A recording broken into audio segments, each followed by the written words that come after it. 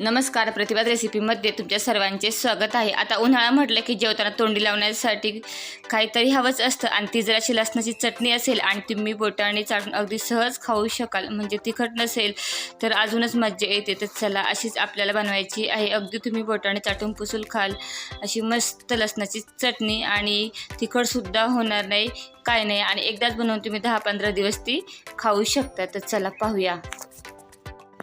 तर लसणाची चटणी बनवण्यासाठी मी घेतलेला आहे लसूण कांड्या, ह्या लाल मिरच्या, आणि आता आपल्याला लागणार आहे 1 वाटी खोबरं। तर मी आता खोबरं का घेतलेलं आहे, खोबरे घेतल्यामुळे काय होतं, लसणाची चटणी आपण जेव्हा बनवतो ना तर अजिबात तिखट लागत नाही, काय नाही, आणि अगदी तुम्ही बोटाने सहज चाटून पुसून खाऊ शकता। आता आपल्याला काय करायचं आहे, जेव्हा आपण लसणाची चटणी बनवतो ना तेव्हा लसूण सोलायचा की नाही हे अगोदर आपण लक्षात घेऊया। कारण हे बघा, पहिल्यांदा आपण असा फोडून घ्यायचा, म्हणजे पाकळ्या ज्या आहे ना मोकळ्या करून घ्यायच्या। कारण बऱ्याचदा आपण काय करतो, जेव्हा लसणाची चटणी बनवतो ना तेव्हा लसूण सोलवून घेतो, त्यामुळे चटणी जी आहे ना इतकी तिखट होते की अगदी तुम्ही तोंडात नुसतं बोटाने चाटून जरी खाल्ले तरी अगदी डोळ्यातून पाणी येतं, इतकी तिखट लागते की तिखटपणा सुद्धा जात नाही।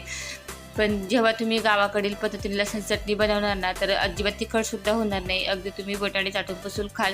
म्हणजे लसूण कधीच सोलायचा नाही, फक्त ना हाताने अशा कांड्याच्या फोडून घेताना त्यानंतर हे बघा, हे वरचं आपण अगोदर हे काड्या काढून घेऊया। आता काय करायचं, लसूण सोलून नाही घेता तो हे बघा असा हाताने, दोन्ही हाताने ना असा पुस करून घ्यायचा, म्हणजे जीवरची साल असते ना ती अशी निघली गेली पाहिजे। हे बघा, अगदी सोलायचा कधीच नाही लसूण जेव्हा तुम्ही लसणाची चटणी बनवता तेव्हा। आणि तुम्ही ही चटणी जी आहे त्या प्रवासातसुद्धा नेऊ शकता, कारण ही टिकते 10 ते 15 दिवस, खराबसुद्धा होत नाही, काही नाही। तर हे बघा, असं हातावरती मळून घ्यायचा, म्हणजे वरची साल आहे ना ती पातळ अशी लसणाची निघली पाहिजे। तर हे बघा अशा पद्धतीने, आणि हे बघा असं किंवा तुम्ही अशी नाक काढून घेऊ शकता, मागचं पुढचं पण गरज लागत नाही, हातावर मळल्यावरती निघतं। ते पाकडून घेऊया। तर हे बघा मी पाकडून घेतलेलं आहे। आता पुन्हा एकदा मी हातावरती असं चोळून घेते, थोडंफार जर असेल वरची साल तर ती सुद्धा निघून जाईल। तरी बघा एकदम स्वच्छ झालेलं आहे, अगदी सोलायची गरज नाही, काय नाही। तर चला, आता हे पुन्हा मी एकदा काय करते, पाकडून घेते हे। तर हे बघा, आता लसूण आपण साफ करून घेतलेलं आहे।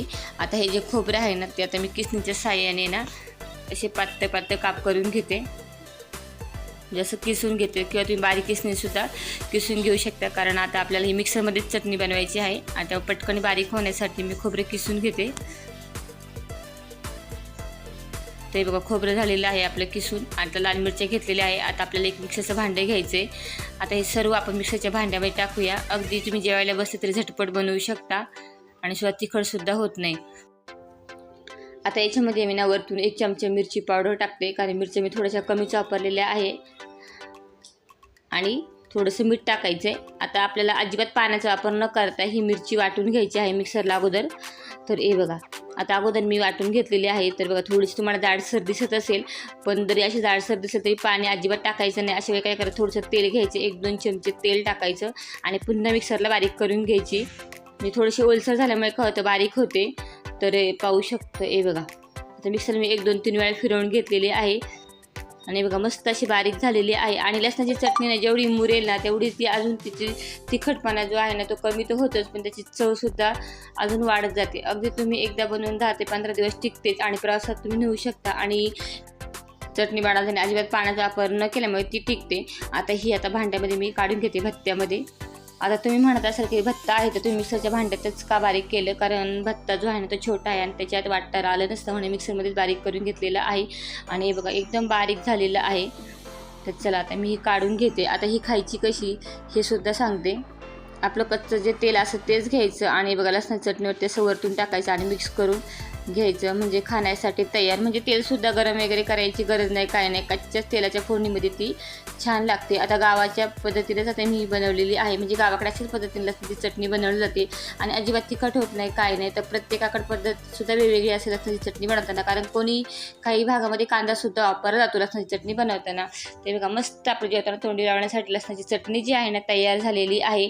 तर अशा जेवताना तोंडी लावण्यासाठी खूप सारे रेसिपी ज्या आहेत, म्हणजे मिरचीच्या खरडा असेल, ठेचा असेल, जवसाची चटणी, तिळाची चटणी, कढीपत्त्याची चटणी किंवा पापडाची चटणी मी प्रतिभा रेसिपी यूट्यूब चॅनलला अपलोड केलेलं आहे. त्याची लिंक मी डिस्क्रिप्शन बॉक्समध्ये देत आहे.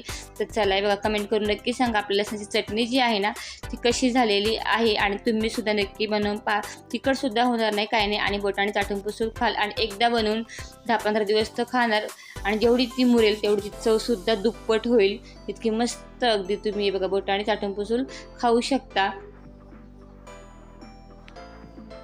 मस्त अशी आपली लसणाची चटणी जी आहे ना तयार झालेली आहे. आणि अशाच नवनवीन रेसिपी पाहण्यासाठी तुम्ही प्रतिभा रेसिपी यूट्यूब चॅनलला सबस्क्राईब करा, म्हणजे काही नवीन व्हिडिओ आले की तुम्हाला देखील लगेच पाहायला भेटेल. आणि रेसिपीला लाईक, शेअर आणि सबस्क्राईब करायला विसरू नका. धन्यवाद.